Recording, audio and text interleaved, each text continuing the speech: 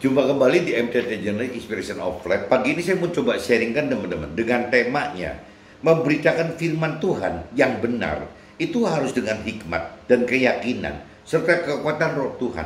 Didasari dari kitab 1 Korintus pasal 2 ayat 1 sampai 5 dan kitab 1 Korintus pasal 2 ayat 6 sampai 16 teman-teman. Nah ini dinyatakan teman, memberikan firman Tuhan itu bukan kita langsung dengan cara-cara kita gitu, dengan cara-cara keyakinan kita, dengan cara karakter kita, dengan segala macam dasarnya dari kekuatan kita sendiri atau keyakinan kita sendiri atau pengertian kita sendiri.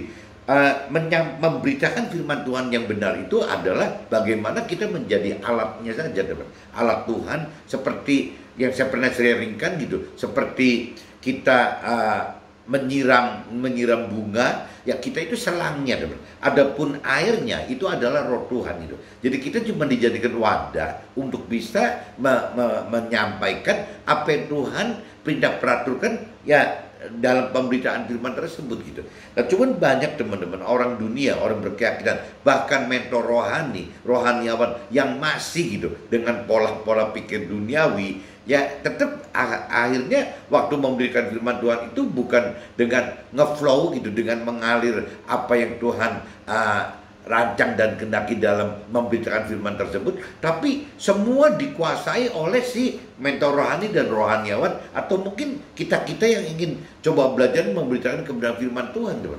Jadi kembali lagi memberitakan kebenaran firman Tuhan itu adalah bagaimana kita hanya menjadi alat Tuhan ya untuk bisa roh Tuhan bergerak, roh Tuhan bisa menyampaikan apa yang dimaksud, ya apa yang dimaksud oleh Tuhan tersebut gitu. Jadi tetap kita mesti mengaktifkan roh Tuhannya, teman.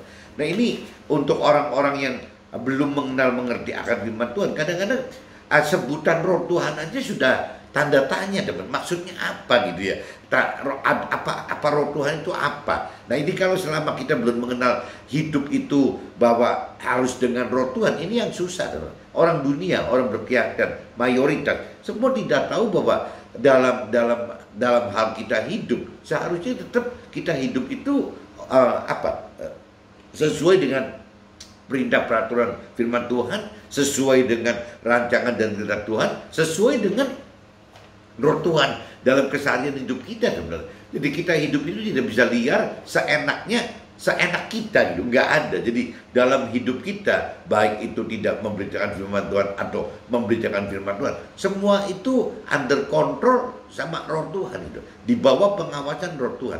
Nah ini yang kadang-kadang sulit sekali, teman-teman, memberi pengertian sampai ke level bahwa di dalam kita itu ada motornya gitu, ada airnya, itu roh Tuhan loh. Ini susah sekali, teman-teman. Bagaimana kita hidup itu tidak bisa seenaknya kita, tapi kita hidup itu sesuai dengan bagaimana roh Tuhan mengarahkan hidup kita gitu. Nah ini yang kita mesti terus-terusan gitu, mau mengenal Tuhan gitu, sehingga dari kemauan yang tinggi, yang mau gitu, benar-benar niat hati dari dalam hati kita mau gitu. Nah di situ nanti Tuhan akan bukakan bahwa yang namanya untuk mengerti firman Tuhan pun ya harus dihidupkan roh Tuhannya. Nah untuk bisa menghidupkan roh Tuhan ya kita harus tahu dulu bahwa kita ini terdiri dari tubuh jiwa roh. Nah pengertian tubuh jiwa roh aja orang dunia pada umumnya tidak mengenal itu, orang keyakinan tidak mengenal itu, bahkan banyak gitu mentor rohani dan rohaniawan juga tidak pernah gitu mengajarkan kepada umatnya, jemaatnya,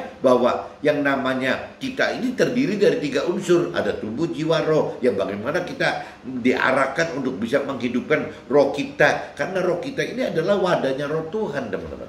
Nah ini kadang-kadang kalau selama roh Tuhan tidak hidup di dalam kita, akhirnya kita hidup rohani itu tidak beda gitu dengan pola-pola orang dunia pada umumnya, tidak beda dengan orang-orang yang berkeyakinan pada umumnya. Dan ini tidak cuma untuk kita saja yang di marketplace atau di dunia sekuler. Mentor rohani dan rohaniawan pun bisa seperti itu, teman-teman. Saya banyak sekali teman-teman mentor rohani dan rohaniawan yang kadang-kadang kalau bicara memberitakan kebenaran firman Tuhan itu bentuknya bukan rohani gitu. Bentuknya itu lebih jiwani, ya lebih ke arah motivasi, lebih ke arah ya apa sih, jadi kayak semacam rohani itu dibuat seperti organisasi gitu. Ya itu yang akhirnya roh Tuhan tidak bisa hidup, teman-teman. Sedangkan satu-satunya jalan untuk kita bisa bagaimana masuk ke dalam dunia rohani, di dalam dunia roh itu, satu-satunya jalan bagaimana kita menghidupkan rohnya Tuhan di dalam kita gitu.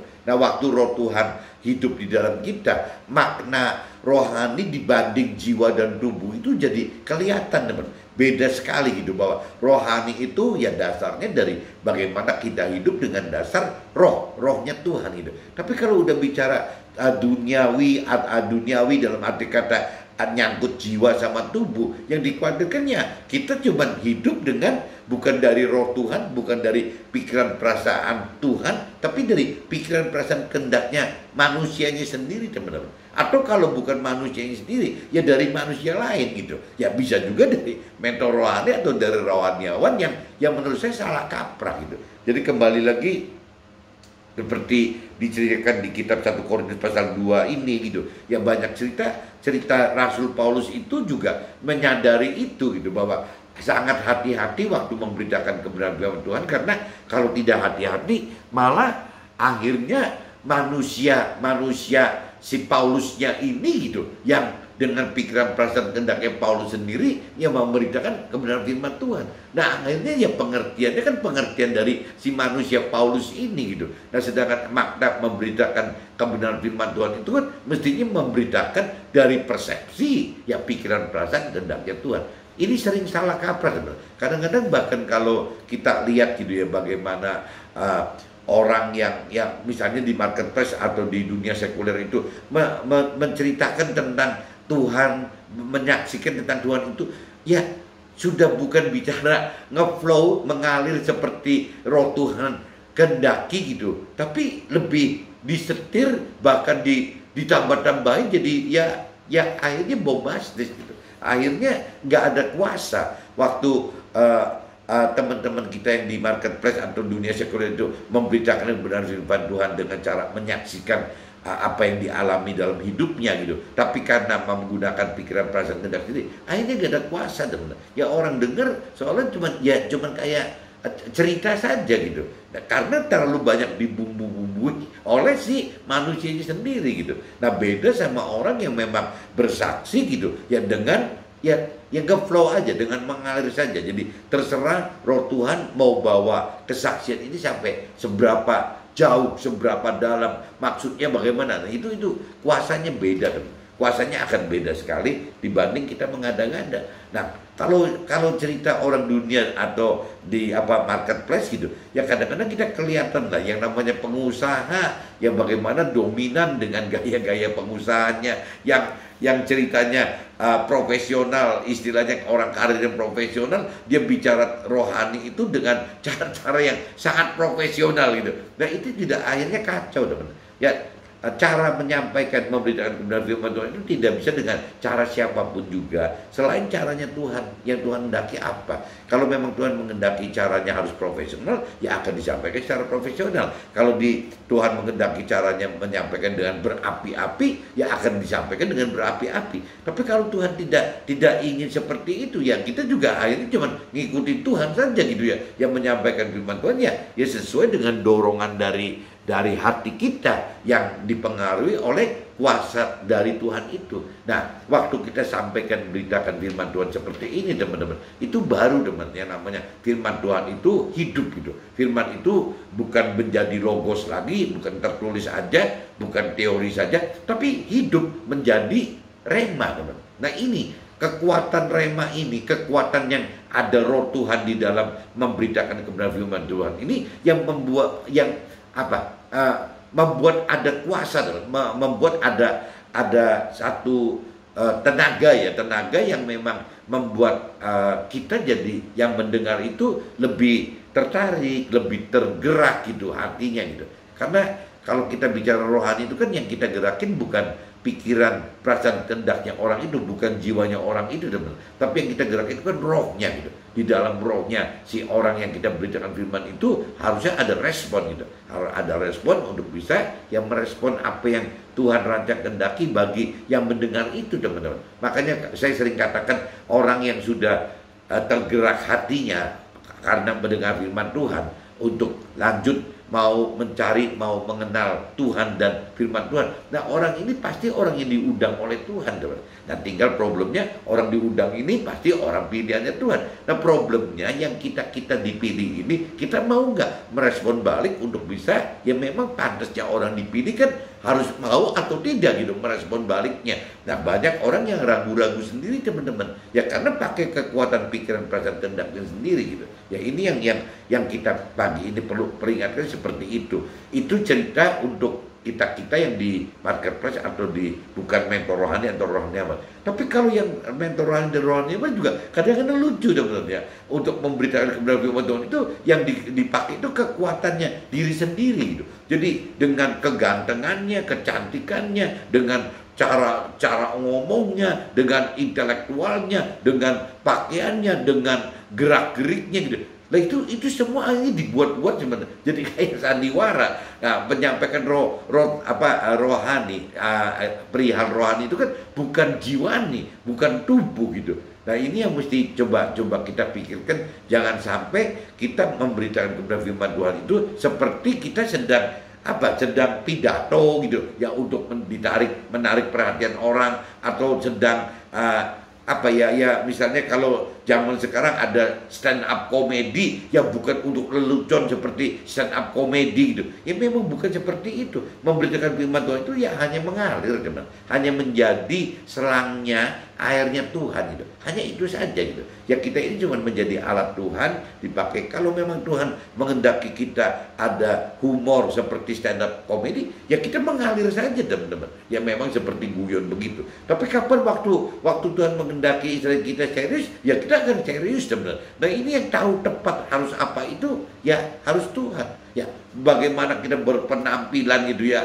Ya kalau memang Tuhan perlu kita dalam kondisi dengan pakaian biasa saja, ya pakaian biasa saja sudah gitu. Ya kalau mau informal pakai jeans sama kaos t-shirt putih aja, ya nggak apa-apa kok. Ya tidak dibatasi harus pakai jas, harus pakai dasi, harus pakai sisir dan rambutnya pakai pomade gitu. Nggak perlu begitu kok. Menyampaikan kebenaran firman Tuhan itu dengan cara ya kita menjadi alat Tuhan, apa adanya. Yang penting waktu kita menyampaikan itu kita minta roh Tuhan yang menggerakkan kita, teman. Jangan sampai kita digerakkan oleh kita sendiri gitu, atau kita digerakkan oleh mentor rohani kita, rohaniawan kita gitu, atau kita digerakkan oleh keinginan dari teman-teman yang mendengar berita dari kita itu, teman. Nah itu kan jadi kacau semua. Jadi memberitakan firman Tuhan itu kita nggak peduli apa hasilnya, ya bisa dinikmatin oleh teman-teman kita atau tidak, atau apa ya kita nggak terlalu peduli itu. Cuman yang jelas Tuhan pasti punya maksud gitu. Jadi ya kalau kembali lagi kalau kita ingin memberitakan firman Tuhan ya mengalir saja, teman-teman. Nah ini supaya bisa lebih jelas maksud saya, teman-teman. Coba kita masuk ke dalam 1 Korintus pasal 2, teman-teman, ayat 1 sampai 5 aja dulu gitu. Demikianlah pula ketika aku datang kepadamu, saudara-saudara, aku tidak datang dengan kata-kata yang indah atau dengan hikmat untuk menyampaikan kesaksian Allah kepada kamu. Nah ini Rasul Paulus sudah ngingetin gitu, teman-teman. Jadi waktu Rasul Paulus datang kepada kita, dia itu tidak seperti itu loh. Jadi aku tidak datang dengan kata-kata yang indah atau dengan hikmat untuk menyampaikan kesaksian Allah kepada kamu. Jadi tidak perlu harus dipikirin harus indah, harus berhikmat, harus mantap gitu. Ya tidak gitu. Ya kita mengalir saja. Rasul Paulus ingat seperti itu gitu. Nah, sebab aku telah memutuskan untuk tidak mengetahui apa-apa di antara kamu selain firman Tuhannya tadi gitu. Yaitu ya firman Tuhan yang sudah memang untuk Tuhan sudah atur Nabi Isa untuk dikorbankan, akhirnya yaitu ya firman Tuhan itu akhirnya jadi pegangan keselamatan buat kita semua, teman-teman. Ini yang bisa kita camkan gitu. Yang penting waktu kita beritakan firman itu dasarnya harus sesuai dengan firman Tuhan gitu. Tidak bisa seenak yang tadi kitanya pengen bagaimana, udah nggak bisa, teman-teman. Tetap harus dari firman Tuhan gitu. Aku juga telah datang kepadamu dalam kelemahan dan dengan sangat takut dan gentar. Itu bahkan Rasul Paulus itu malah mengingatkan waktu kita memberitakan kebenaran firman Tuhan itu bukan kita menggebu-gebu sangat pede gitu. Malah Rasul Paulus datang dengan merasa lemah dan dengan sangat takut gitu, takut dan gentar. Ya, takut apa? Takut salah menyampaikannya, pemberitaan kebenaran firman-Nya, menyampaikan bukan dari pengennya Tuhan atau roh Tuhan gitu. Ya pengennya dari pribadi kita, dari pikiran perasaan kita. Nah, ini yang bikin kacau kan ini loh. Nah, ini yang orang yang sudah dewasa rohani, yang sudah lebih dalam mengerti akan firman Tuhan, itu waktu memberikan kebenaran firman Tuhan itu jadi hati-hati sekali kebenaran. Jadi kadang-kadang kita bisa ngomong, kadang-kadang kalau Tuhan pengen roh Tuhan gitu, ya, tidak ingin berbicara, ya kita juga nggak berbicara gitu. Ya kalau roh Tuhan tidak nyuruh kita menjawab, kita juga nggak mau menjawab. Ya itu ketergantungan kita memberikan kebenaran firman Tuhan itu seharusnya yang benar itu adalah benar-benar totally yang tergantung dari roh Tuhan itu. Roh Tuhan yang itu menggerakkan kita seperti itu gitu. Nah, tanda-tanda buat kita, ya kita ada iman, ya iman percaya bahwa apa yang ada di dorongan dalam hati kita itu yang kita sampaikan benar. Tapi kalau tidak ada dorongan di dalam hati kita, meskipun kita waktu didebat oleh yang mendengar itu, ya kita diam saja gitu. Itu roh Tuhan seperti itu teman. Makanya Paulus merasakan ya bisa takut katanya dan gentar seperti itu. Baik perkataanku maupun pemberitaanku tidak kusampaikan dengan kata-kata hikmat yang meyakinkan, tetapi dengan keyakinan akan kekuatan roh. Nah, Paulus juga sama dong mengajarkan bahwa untuk memberitakan kebenaran firman Tuhan itu bukan dengan kekuatan kita gitu, bukan dengan hikmat kita, tapi harus dengan hikmatnya Tuhan dan dengan kuasa roh Tuhan tadi. Nah, itu cuma satu-satunya yang bisa membuat hikmat pengertiannya benar dan ada kuasa itu ya roh Tuhan itu tuh. Jadi orang yang menyampaikan, memberitakan kebenaran firman Tuhan, dasarnya itu dengan roh Tuhan, pasti powerful, pasti powerful. Nah, meskipun sederhana gitu, bentuknya tidak menggebu-gebu, tidak harus gebrak-gebrak meja mungkin gitu. Kecuali kalau Tuhan yang suruh, kalau Tuhan suruh gebrak-gebrak meja, kita gebrak-gebrak meja gitu. Tapi kalau enggak ya ngapain? Kita mesti overacting seperti itu gitu. Nah, ini kalau yang belum matang teman-teman, kita pengusaha yang dipakai Tuhan, memberikan benar Tuhan tapi belum matang, ya biasanya akan overacting. Nah, jangankan kita di marketplace atau dunia sekuler yang sebagai orang orang pengusaha atau sebagai orang karir atau buruh gitu. Jangankan kita seperti itu gitu. Yang namanya mentor rohani dan rohaniawan juga sering begitu teman-teman. Kadang-kadang overacting di atas panggungnya gitu. Ya, ini dianggapnya bukan panggungnya Tuhan, ya dianggapnya panggungnya si manusianya gitu, si mentor dan rohaniawan. Ini yang jadi kacau teman-teman. Supaya iman kamu jangan bergantung kepada hikmat manusia, tetapi pada kekuatan Allah. Yaitu ujung-ujungnya gitu teman. Kalau kita memang mengalir saja sesuai dengan tuntunan roh Tuhan di dalam kita gitu, ya akhirnya ya kita jadi harus beriman teman. Beriman bukan karena keinginan manusia, tapi beriman karena memang ini adalah dari roh Tuhan, itu dari Tuhan gitu. Ini saya udah bacakan teman-teman di kitab 1 Korintus pasal 2 ayat 1 sampai 5. Nah, saya coba lanjutkan teman-teman. 1 Korintus pasal 2 tetap teman-teman, tapi ayatnya berubah teman, dari 6 sampai 16. Perikopnya judulnya itu hikmat yang benar teman. Judulnya itu. Sungguh pun demikian, kami memberitakan hikmat di kalangan mereka yang telah matang, yaitu hikmat bukan dari dunia ini dan yang bukan dari penguasa-penguasa dunia ini, yaitu penguasa yang akan ditiadakan gitu. Tetapi yang kami beritakan ialah hikmat Allah yang tersembunyi dan rahasia, yang sebelum dunia dijadikan telah disediakan Allah bagi kemudian kita semua gitu. Tidak ada dari penguasa dunia ini yang mengenalnya, sebab kalau sekiranya mereka mengenalnya, mereka tidak akan menentang firman Tuhan gitu. Tapi seperti ada tertulis, apa yang tidak pernah dilihat oleh mata dan tidak pernah didengar oleh telinga dan yang tidak pernah timbul di dalam hati manusia, semua yang disediakan Allah untuk mereka yang mengasihi Dia. Nah, ini jadi kembali lagi teman, apabila kategorinya kita mengasihi Tuhan itu, ya syaratnya begitu, ya kita akan mendengar gitu, ya kita akan melihat dengan mata kita akan mendengar dengan telinga kita akan timbul dalam hati kita, ya itu orang yang ngerti apa yang dipakai oleh Tuhan itu, ya Ya seperti itu teman. Ya syaratnya ya kita harus mengasihi Tuhan itu. Apabila kita mengasihi Tuhan ya Tuhan akan bukakan kita bisa melihat firman Tuhan, kita bisa mendengar akan artinya firman Tuhan. Bahkan kita bisa apa ya? Ya tadi katakan dalam hati kita ada dorongan untuk berani melakukan firman Tuhan teman. Itu yang kalau kita bukti kita mengasihi Tuhan. Selama kita belum ada seperti itu, ya kita harus berjuang terus teman. Bagaimana untuk bisa lebih dan lebih dan lebih mengasihi Tuhan itu. Karena kepada kita Allah telah menyatakannya oleh Roh, sebab Roh menyelidiki segala sesuatu, bahkan hal-hal yang sebenarnya dalam diri Allah sendiri. Siapa gerangan di antara manusia yang tahu apa yang terdapat di dalam diri manusia selain roh manusia sendiri yang ada di dalam dia? Demikian pula lah tidak ada orang yang tahu apa yang terdapat dalam diri Allah selain roh Allah. Kita tidak menerima roh di dunia, tetapi roh yang berasal dari Allah, supaya kita tahu apa yang dikaruniakan Allah kepada kita. Dan karena kami menafsirkan hal-hal rohani kepada mereka yang mempunyai roh gitu, kami berkata-kata tentang karunia-karunia Allah dengan perkataan yang bukan diajarkan kepada kami oleh hikmat manusia, tetapi oleh roh sendiri. Tetapi manusia duniawi tidak menerima apa yang berasal dari roh Allah, karena hal itu baginya adalah suatu kebodohan dan ia tidak dapat memahaminya, sebab hal itu hanya dapat dinilai secara rohani. Nah ini teman-teman, banyak orang dunia, ya, orang dunia kan orientasinya kan antara tubuh dan jiwa saja teman, jarang masuk ke roh gitu. Nah ini yang dikatakan, tetapi manusia duniawi tidak bisa menerima apa yang berasal dari roh Allah. Ya itu teman-teman. Jadi yang dipikirkan hanya dari jiwa dan tubuh saja, bukan dari sisi unsur rohnya gitu. Karena hal itu baginya adalah suatu kebodohan. Begitu orang itu masuk ke dalam firman Tuhan, ya langsung mengenal, mengerti dalam firman Tuhan. Ini teman-teman, semua yang dilakukan oleh orang-orang yang sudah mengenal, sudah mengerti dan mampu melakukan firman Tuhan, itu dianggap kebodohan bagi orang dunia teman-teman. Jadi aneh gitu, dianggapnya aneh gitu.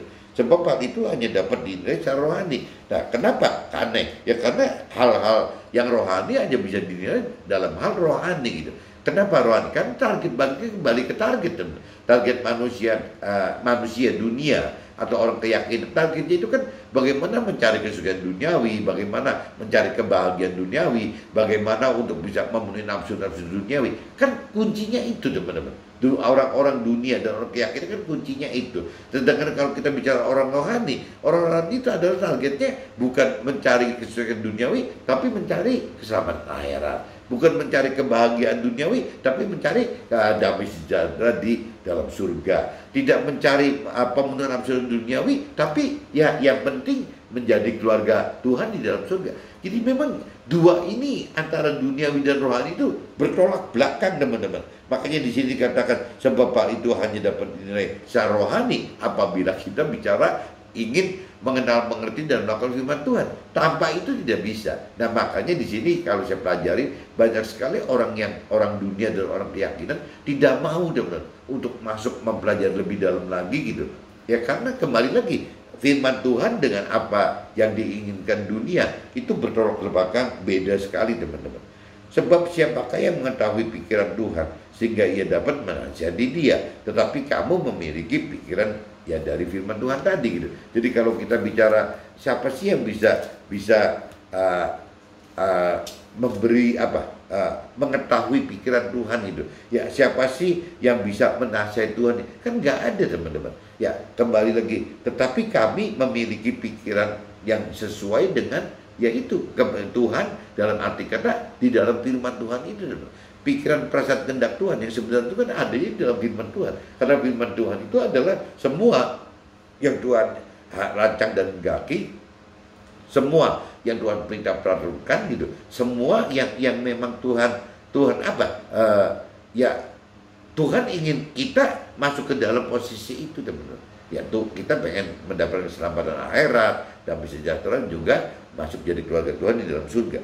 Ini saya sudah bacakan teman-teman di kitab di kitab 1 Korintus pasal 2 ayat 1 sampai 5 dan kitab 1 Korintus pasal 2 ayat 6 sampai 16 teman-teman. Nah, saya coba masuk ke dalam aja teman-teman. Kitab 1 Korintus pasal 2 ayat 1 dan 2. Saudara-saudara, aku tidak datang dengan kata-kata yang indah atau dengan hikmat untuk menyampaikan kesaksian Allah kepada kita kepada kamu. Ini cerita Rasul Paulus gitu. Sebab aku telah memutuskan untuk tidak mengetahui apa-apa di antara kamu selain firman Tuhan. Sebagai juru selamat yang telah diberikan Tuhan bagi kita semua berupa firman Tuhan dalam bentuk perintah dan juga peraturan yang dituangkan di dalam kitab suci kita gitu.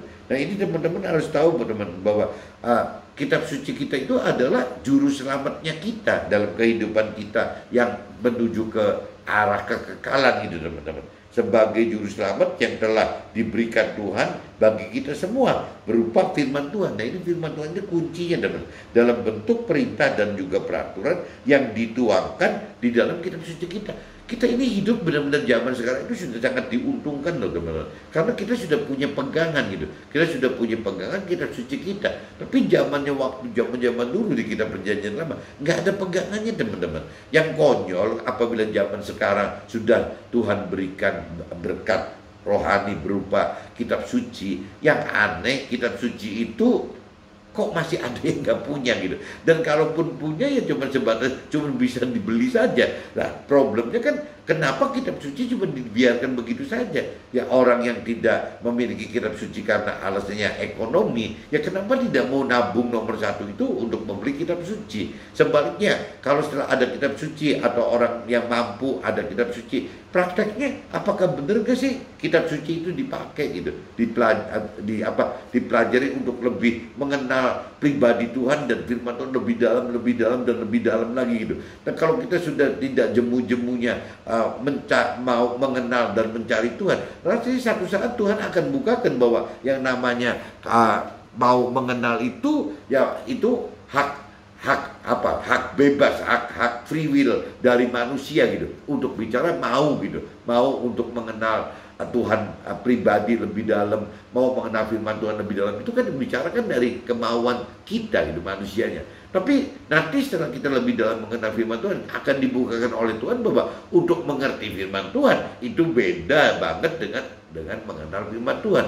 Kalau mengerti firman Tuhan itu benar-benar apa yang dimengerti itu adalah pikiran perasaan dan kehendak Tuhannya gitu. Itu yang disebut mengerti. Tapi kalau mengenal itu jangan-jangan cuma sebatas dari pikiran perasaan kehendak manusianya, kitanya gitu. Itu disebutnya mengenal, teman-teman. Mengenal firman Tuhan seperti itu gitu. Tapi kan Tuhan ajarkan kita tidak cuma cukup berhenti di mengenal. Tuhan ajak kita masuk ke dalam ya mengerti gitu. Nah mengerti firman Tuhan satu-satunya ya tadi bagaimana menggerakkan roh Tuhan agar firman Tuhan itu tidak hanya berbentuk logos tapi bisa berubah menjadi bentuk rema. Berarti firman Tuhan yang ada kuasa roh Tuhan di dalam firman-firman itu teman-teman. Itu yang benar-benar firman itu ada kuasanya gitu.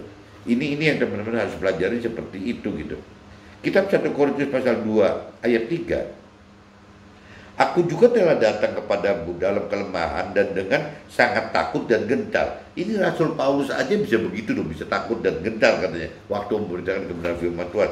Rasul Paulus saat memberitakan firman dengan belajar mematikan unsur pribadinya, sehingga roh Tuhan akan lebih dominan menyampaikannya gitu. Rasul Paulus yang udah levelnya jauh lebih kudus, lebih suci dibanding kita gitu. Ya seperti itu teman-teman. Jadi kembali lagi kita apabila kita ingin menyampaikan firman Tuhan, memberikan firman Tuhan meskipun lewat kesaksian itu, ya kita kembali lagi harus mengalir saja teman-teman. Kita jangan ciptakan kita harus ini. Tapi tidak bisa dipungkiri ada sih yang namanya pengusaha atau orang karir atau orang buruh gitu, atau mentor rohani atau rohaniawan yang memang masih seperti itu ada, bukan tidak ada teman. Dan ya aneh sih, sekian lama kenapa kok mereka masih dengan gaya-gaya seperti itu gitu tuh. Ini kalau kita lanjutkan kitab 1 Korintus pasal 2 ayat 4 dan 5, beritakan firman Tuhan bukan dengan kata-kata hikmat kita sendiri yang meyakinkan, tapi dengan keyakinan dan kekuatan roh Tuhan agar iman kita tetap bergantung pada hikmat dan kekuatan Tuhan. Nah ini yang diinginkan, yang disarankan oleh Rasul Paulus dari pengalaman ini seperti ini teman-teman. Jadi kita kembali lagi jangan memberitakan kebenaran firman Tuhan lepas itu bentuknya mengajarkan firman Tuhan, teori-teori rohani atau teologi, atau kita yang di marketplace dunia seperti itu hanya memberitakan kebenaran firman Tuhan dengan cara memberikan kesaksian hidup bersama Tuhan pribadi dan firman Tuhannya. Ya kedua-duanya ini kembali lagi ya harus mengalir, teman-teman. Mengalir, biarkan yang namanya roh Tuhan menguasai kita, menguasai tubuh kita, jiwa kita gitu, dikuasai oleh Tuhan. Jadi akhirnya waktu kita memberitakan kebenaran firman Tuhan itu dasarnya ya dari roh Tuhan yang menggerakkan kita ya agar bisa menjadi rema, firmannya bisa berubah dari logos menjadi rema, teman. Itu sangat bermanfaat buat kita semua gitu. Kitab 1 Korintus pasal 2 ayat 7, hikmat yang benar adalah hikmat Tuhan yang tersembunyi dan rahasia yang sebelum dunia dijadikan telah disediakan Tuhan bagi kemuliaan kita. Nah ini jadi kita mesti ingat, teman-teman, bahwa hikmat yang benar adalah hikmat Tuhan yang tersembunyi rahasia gitu. Ini yang kita mesti cari gitu. Yang sebelum dunia dijadikan telah disediakan Tuhan bagi kemuliaan kita. Tapi sampai kita sehari ini belum ngerti gitu. Maksudnya apa gitu? Tersembunyi di mana? Rahasia bagaimana? Ini yang mesti kita terus gali, teman-teman. Hikmat yang benar tidak berasal dari hikmat dunia, di mana dunia tidak mengenal hikmat yang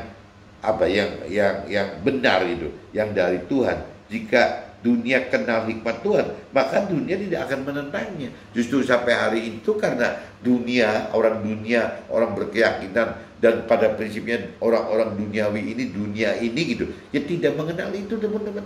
Ya tetap aja dia dengan pikiran, perasaan, kehendak sendiri, dengan rancangan kehendak sendiri gitu, dan dengan rancangan kehendak sendiri. Itu kalau kita kita perdalam secara sisi rohani, kenapa sih manusia bisa bersikeras seperti itu gitu? Ya tetap tidak mengerti akan maksud dari firman Tuhan. Ya kembali lagi, teman. Di belakang itu kan karena memang iblis yang menghendaki manusia itu tidak perlu mengenal, tidak perlu mengerti gitu, tidak melakukan firman Tuhan. Itu iblis inginnya begitu, teman. Jadi kalau teman-teman istilahnya percaya Tuhan, mengasihi Tuhan, tapi baca firman juga tidak gitu. Ya bagaimana benar-benar mencari Tuhan, pengenalan akan Tuhan lewat firman-Nya juga tidak gitu. Ya belajar bersama roh Tuhan untuk mengerti firman Tuhan juga tidak gitu. Ya belajar untuk mampu melakukan firman Tuhan karena misalnya cukup iman, berani melakukan firman juga tidak. Nah itu semua kenapa bukannya masuk ke dalam apa yang diperintah peraturan oleh iblis, apa yang dirancang dan kehendaki oleh iblis. Jadi teman-teman harus sadar, teman, apabila teman-teman tidak melakukan apa yang diperintah peraturan oleh firman Tuhan, itu sama aja, teman, sama aja kita jadi masuk ke dalam rancangan dan kehendaknya iblis itu. Karena rancangan kehendaknya iblis itu kan seperti itu. Bagaimana manusia jangan sampai mau mengenal firman Tuhan, ya jangan sampai mengenal pribadi Tuhan. Ya namanya dunia atau iblis itu menghendaki jangan sampai mengerti akan firman Tuhan, ya jangan sampai melakukan firman Tuhan. Itu iblis kan seperti itu, teman. Apabila kita tidak melakukan firman Tuhan, ujungnya iblis itu kan masuk ke dalam neraka. Waktu kita masuk ke dalam neraka, ya berarti kita ini jadi teman-temannya iblis, masuk ke dalam kebinasan yang kekal gitu. Lah apa kita mau, benar nggak bisa apa-apa lagi gitu. Nah sedangkan Tuhan kan terbalik, teman. Bagaimana Tuhan mengajak kita untuk bisa masuk mendapatkan keselamatan akhirat, ya di dalam surga gitu. Nah untuk mendapatkan keselamatan akhirat itu caranya harus melakukan firman Tuhan. Ya untuk melakukan firman Tuhan berarti harus mengerti firman Tuhan. Nah waktu mengerti firman Tuhan berarti akan menghidupkan roh Tuhan di dalam kehidupan kita, dalam hal mencari pengertian firman Tuhan dan dalam hal melakukan firman Tuhan. Nah untuk bisa mengerti, ya kita harus mau mengenal firman Tuhan. Nah batas mau ini adalah yang dipecah antara kita dengan Tuhan, teman. Kalau bicara kemauan dan kemampuan kan beda. Kalau kemauan itu adalah haknya manusia, dikasih free will itu sama Tuhan gitu. Tuhan nggak mau melanggar itu gitu. Karena memang komitmennya dari awal ya seperti itu gitu. Jangan-jangan Tuhan juga komit sama iblis karena Tuhan itu maha adil gitu, maha bijak gitu. Ya akhirnya bisa saja ya Tuhan juga nggak mau mengelabuin iblis atau membuat aturan yang merugikan iblis gitu. Jadi Tuhan fair sekali. Ya akhirnya Tuhan katakan bahwa yang namanya untuk kemauan itu Tuhan tidak punya hak gitu untuk mencampur-campuri manusia. Itu free will-nya manusia.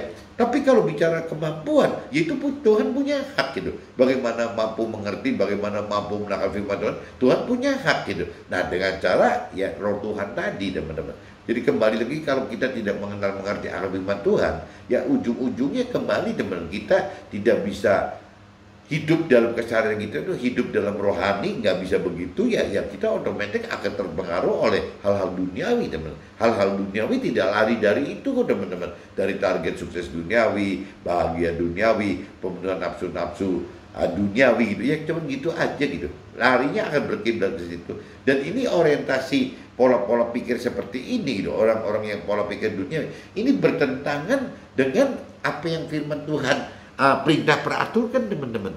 Ya makin jauh nanti akhirnya kita makin jauh lagi gitu. Nah ini yang teman-teman harus hadapi seperti itu, teman-teman. Kitab 1 Korintus pasal 2 ayat 9. Apa yang tidak pernah dilihat mata dan tidak pernah didengar oleh telinga dan yang tidak pernah timbul di dalam hati manusia, semua yang disediakan Tuhan untuk mereka yang mengasihi Dia. Yaitu, jadi syaratnya gitu, teman. Apabila kita benar-benar jangan cuma di mulut aja loh ngomong percaya Tuhan atau mengasihi Tuhan, tapi dalam prakteknya benar-benar nih kita percaya dan mengasihi Tuhan gitu. Ya Tuhan akan bukakan gitu bahwa kita seolah melihat firman itu bisa melihat. Ya kita waktu membaca firman Tuhan itu bisa mendengar. Ya waktu kita bicara ada roh Tuhan di dalam itu, ya hati kita bisa tergerak. Itu jadi hidup, teman. Firman Tuhan itu akan menjadi hidup. Yang tadi dikatakan berulang kali akan menjadi rema gitu, bukan menjadi logos lagi. Kalau kita sudah benar-benar sudah menghidupkan firman Tuhan, hidup itu seolah-olah, teman-teman, kita tiap hari hanya bicara dengan roh Tuhan, dengan firman Tuhan. Itu menyenangkan sekali, teman-teman. Makanya dianggap oleh orang dunia, orang yang sudah lebih mengenal firman dan lebih dewasa rohani itu dianggapnya aneh gitu, kebodohan bagi dunia itu karena jadi punya dunia sendiri gitu. Ya rohani, orang yang sudah lebih mengenal mengerti akan firman Tuhan, dan orang yang sudah beriman tinggi gitu, karena mampu mengerti dan berani melakukan firman, ini makin aneh, teman-teman. Ya karena dia bisa menikmati satu hal tentang rohani gitu ya di dalam dunia ini, teman-teman. Jadi kadang-kadang orang memang nyebutnya aneh. Ini orang kok tenang aja ya, yang namanya mestinya menderita kok ini kok tenang aja jadi sukacita gitu. Yang mestinya dirugikan marah-marah, kok ini malah nggak marah-marah, tenang-tenang aja, malah ketawa-ketawa aja gitu. Ya orang ini semua, teman-teman, semua apa yang diperintah peraturan firman Tuhan, apabila kita mengasihi Tuhan dan percaya Tuhan dan kita lakukan, itu akan menjadi kebodohan bagi dunia. Itu benar-benar, teman, benar-benar bisa terjadi jadi kebodohan bagi duniawi gitu. Nah meskipun nanti orang-orang yang menyetempel bahwa orang rohani itu bodoh, satu saat kalau orang itu dipakai Tuhan juga, orang itu akan mengerti, teman-teman. Kenapa kok dulu si A ngalamin gini, si Rasul Paulus kok ngalamin gitu. Kita benar-benar mengerti, teman-teman. Yang kayak tadi dikatakan memberitakan kebenaran firman, kok sekelas Rasul Paulus masih takut dan gentar gitu. Ya karena takut gitu. Ya si Paulus itu takut bahwa waktu dia naik mimbar, ya nah akhirnya mimbarnya dikuasai oleh pikiran perasaan kehendak manusia sendiri, oleh si Paulus pribadinya gitu. Dan yang Paulus takut tuh itu, teman-teman. Ya jangan sampai naik mimbar atau memberitakan kebenaran firman Tuhan, yang diberitakan itu dasarnya pikiran perasaan kehendak sendiri, bukan pikiran perasaan kehendak Tuhan. Ini deh yang Rasul Paulus takut dan gentar itu, ini, teman-teman. Jadi kita juga mesti hati-hati, teman-teman. Kita yang pengusaha atau orang karir atau orang buruh gitu, yang memang dipakai Tuhan memberitakan kebenaran firman Tuhan kepada sesama kita, ya dengan cara memberikan kesaksian hidup kita bersama Tuhan dan di dalam firman Tuhan. Nah ini yang mesti kita hati-hati, jangan sampai panggung memberitakan kesaksian itu dikuasai oleh pikiran perasaan kehendak kita, teman. Akhirnya nggak ada kuasa apa-apa. Waktu kita memberitakan kesaksian itu nggak ada kuasa apa-apa. Begitupun juga mentor rohani dan rohaniawan, teman. Waktu Tuhan pakai naik di atas mimbar, ya kalau memang dia tidak bisa seperti Paulus, tidak takut dan gentar, dia pede-pede aja, ya akhirnya dia akan ngomong dengan pikiran perasaan dan kehendaknya sendiri saja gitu, bukan dengan pikiran perasaan kehendaknya Tuhan, apa yang Tuhan mau gitu. Nah ini kembali lagi tidak dijamin, teman-teman. Mentor rohaniawan itu bisa punya pengalaman ya menghidupkan roh Tuhan, ini tidak dijamin, teman. Jadi tergantung dari si mentor rohani dan rohaniawan tadi. Kalau mentor rohani dan rohaniawan itu seperti Paulus, ya dia akan menyadari itu. Dia akan hati-hati sekali. Waktu naik panggung itu harus hati-hati sekali. Kalau sekarang kadang-kadang ya yang mentor rohaniawan yang genit, jadi di panggung malah genit, malah pamer pamer bajunya kali, pamer dandanannya, pamer aksesorisnya. Kadang-kadang juga kalau saya lihat kok mentor rohaniawan itu umatnya, jemaatnya pada naik mobil-mobil biasa, tapi si mentor rohani dan rohaniawan itu naiknya Mercedes gitu, ya naiknya Toyota Alphard gitu. Ya saya nggak ngerti loh, apakah itu memang Tuhan suruh gitu. Kalau memang Tuhan suruh ya nggak ada problem gitu. Tapi apa bukannya itu juga sebenarnya secara psikologi gitu, ya mungkin juga membuat umat dan jemaatnya juga bisa minder. Tapi bisa juga kalau jemaatnya nggak benar, ya jemaatnya dan umatnya malah mengharapkan kalau bisa seperti itu gitu, ya bisa naik Mercy, bisa naik Alphard gitu. Ya ini kembali lagi dengan Tuhan itu kan serba tidak mustahil gitu. Jadi bisa saja, misalnya tahu-tahu kita sebagai pengusaha gitu, ya kalau kita pengusaha agak mending lah. Tapi kalau kita bicara mentor rohaniawan disuruh kelihatan kaya supaya orang-orang yang masih hijau rohani, yang masih balita dan anak-anak rohani itu tertarik untuk bisa, gue pengen seperti si mentor rohani ini, saya pengen seperti rohaniawan itu gitu. Atau bisa juga ya saya pengen seperti pengusaha ini yang bersaksi kok bisa hidupnya bisa sehebat ini. Atau bisa juga ya orang karir yang sukses gitu, saya pengen supaya bisa menjadi orang karir seperti ini, sukses gitu.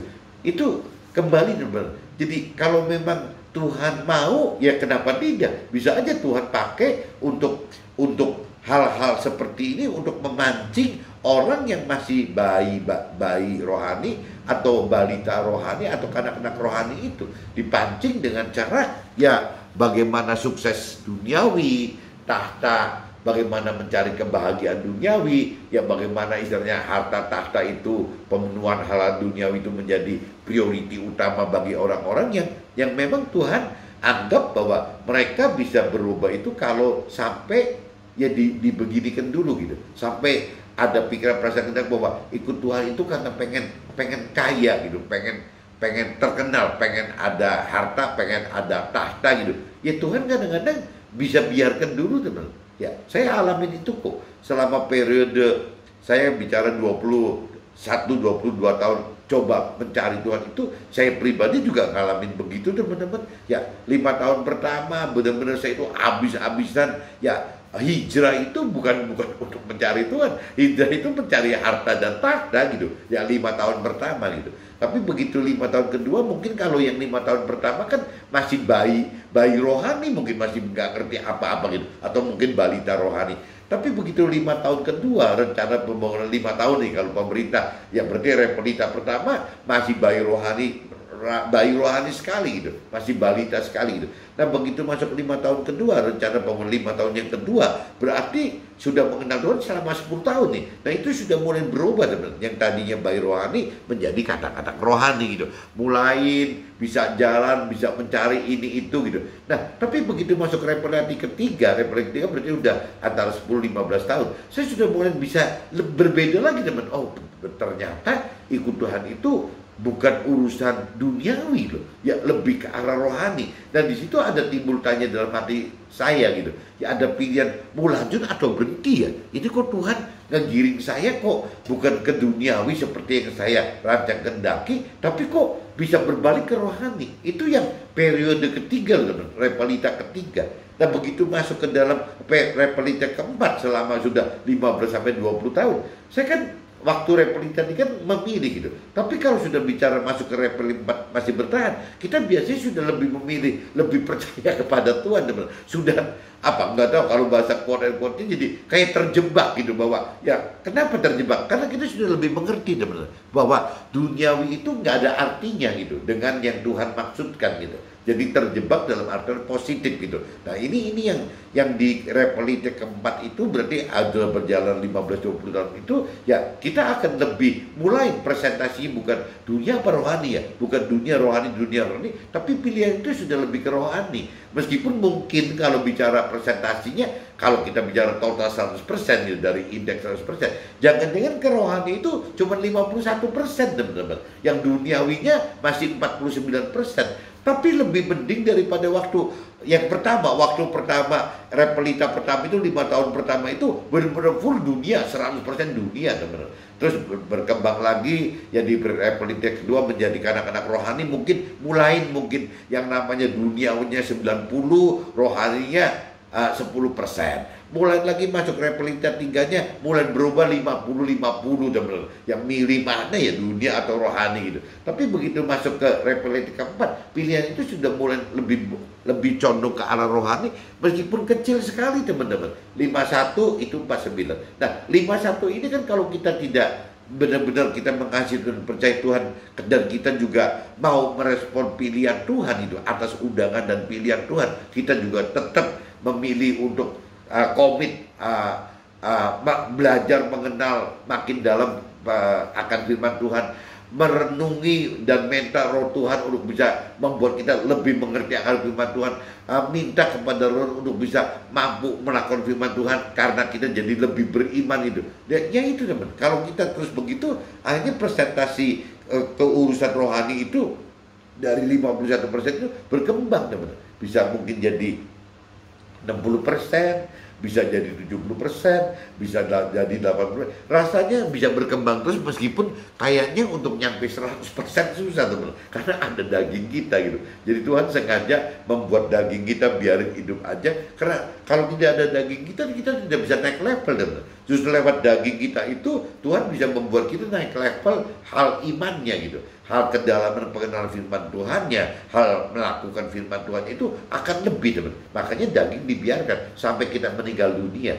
Berhentinya gangguan daging, nafsu duniawi itu akan berakhir waktu kita meninggal dunia teman. Secara fisik kita meninggal dunia di dunia ini. Nah waktu itu sudah berubah gitu teman. Kita dagingnya nafsu duniawi kita sudah mati teman. Yaitu Tuhan kasih daging dan nafsu duniawi mati itu sampai memang kita secara tubuh jiwa roh itu berhenti dan mati semua, baru berhenti gitu. Ya gangguan daging dan nafsu duniawi itu berhenti gitu.